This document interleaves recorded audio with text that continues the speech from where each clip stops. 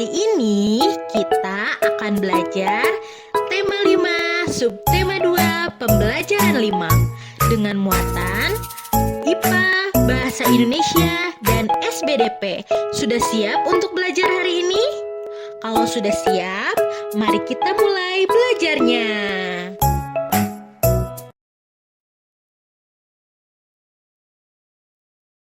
Dalam kehidupan ini, kita tentu memiliki interaksi dengan orang lain, bukan? Interaksi yang terjalin pun bentuknya bisa bermacam-macam. Nah, ternyata di dalam sebuah ekosistem pun ada bermacam-macam interaksi yang terjadi juga loh.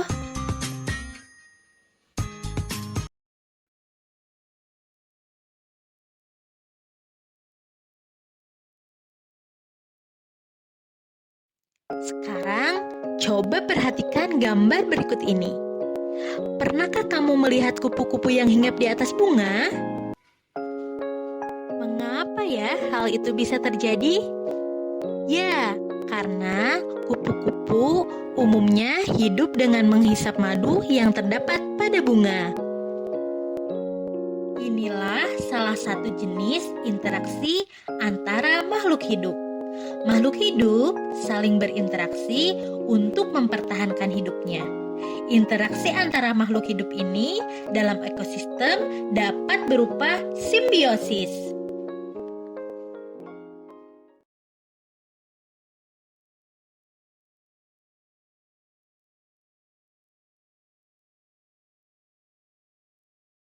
Lalu, apa itu simbiosis?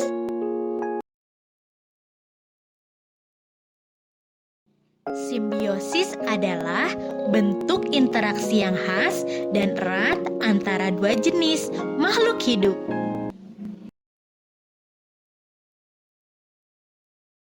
Sekarang kita akan membahas satu persatu tentang simbiosis.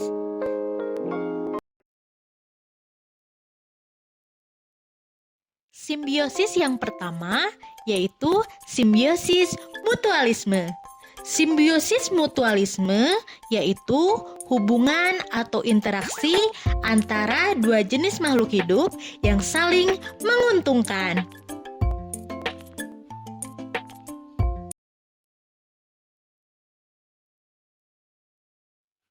Contoh dari simbiosis mutualisme adalah hubungan antara lebah dan bunga. Lebah melakukan simbiosis mutualisme dengan berbagai bunga. Lebah hinggap pada bunga untuk menghisap madu atau nektar. Sehingga pada proses tersebut bunga akan terbantu proses penyerbukannya. Sehingga kedua makhluk hidup ini pun mendapatkan keuntungan satu sama lain.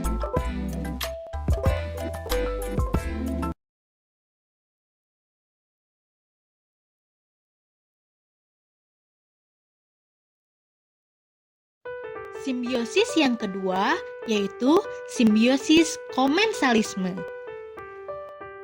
Simbiosis komensalisme yaitu hubungan antara dua jenis makhluk hidup.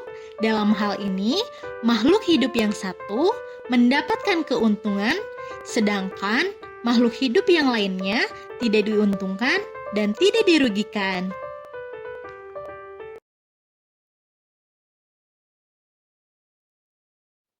Contoh dari simbiosis komensalisme yaitu terjadi pada ikan remora dan ikan hiu. Ikan remora mempunyai semacam alat pengisap yang memungkinkannya dapat menempel pada ikan hiu. Dengan menempel seperti itu, sisa makanan hiu yang berupa remah-remah dimanfaatkan oleh ikan remora. Ikan remora juga diuntungkan karena terhindar dari predatornya. Sementara itu, kehadiran ikan remora tidak mengganggu ikan hiu. Dalam hal ini, ikan hiu tidak diuntungkan dan juga tidak dirugikan.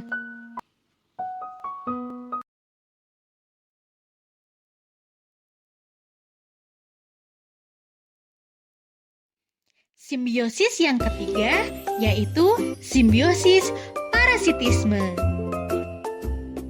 Simbiosis parasitisme yaitu hubungan antara dua jenis makhluk hidup di mana yang satu diuntungkan sedangkan makhluk hidup yang lainnya dirugikan.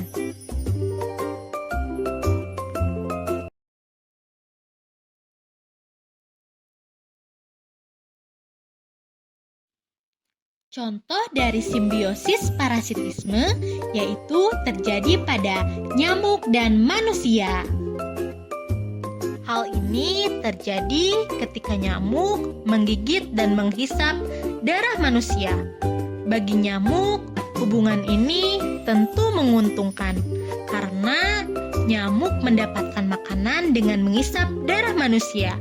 Tetapi manusia dirugikan karena ketika nyamuk menghisap darah manusia, kulitnya akan menjadi gatal, panas, bengkak, dan kemerahan. Bahkan, nyamuk ini pun membawa virus penyebab penyakit seperti demam berdarah.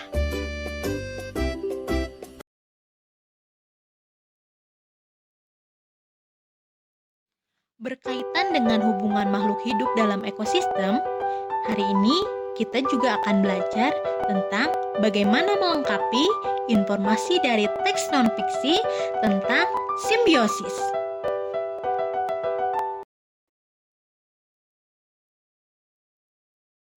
Untuk melengkapi informasi-informasi teks non-fiksi yang dibaca, kita perlu memperhatikan hal-hal berikut ini. Yang pertama, yaitu membaca teks dengan seksama. Yang kedua, yaitu menggarisbawahi kata kunci atau ide pokok pada setiap paragraf teks. Dan yang ketiga, yaitu menjawab pertanyaan yang diberikan. Atau dalam hal ini, buatlah kalimat berdasarkan 5W dan 1H. Di sana, kita akan menemukan informasi penting melalui pertanyaan yang berdasarkan 5W dan 1H, yaitu apa, siapa, kapan, di mana, mengapa, dan juga bagaimana.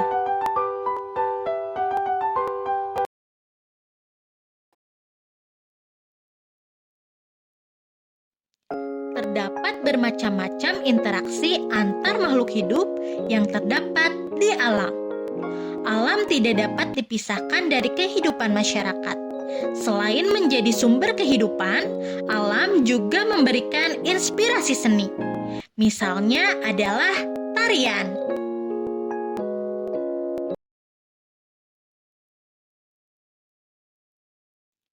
Tarian yang terinspirasi dari alam, contohnya adalah tari kancet lasan.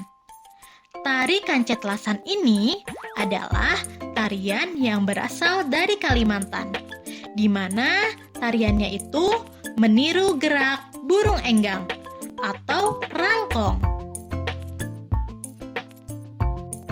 Adapun properti yang digunakan dalam tari kancet lasan ini adalah bulu-bulu burung anggang tiruan yang diikatkan pada jari tangan.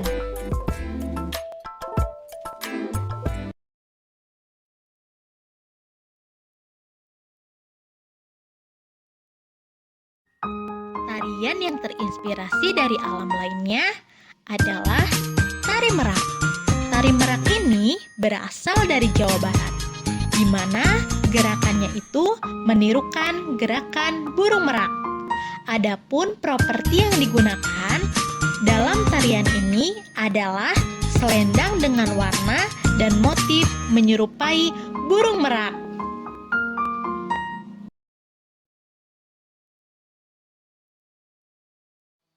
Setelah kita mengetahui properti yang digunakan dalam tarian, kita juga perlu mengetahui pola lantai dari tarian itu sendiri.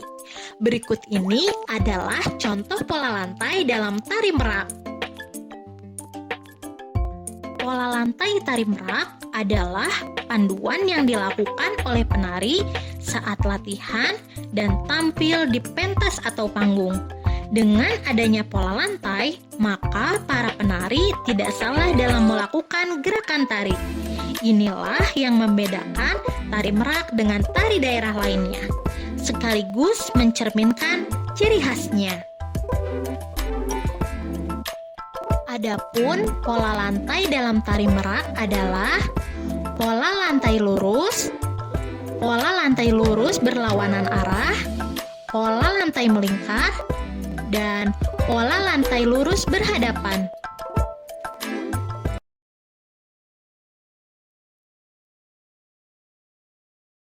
Demikianlah penjelasan kali ini. Semoga dapat dipahami ya. Dan jangan lupa untuk terus belajar. Terima kasih dan sampai jumpa lagi.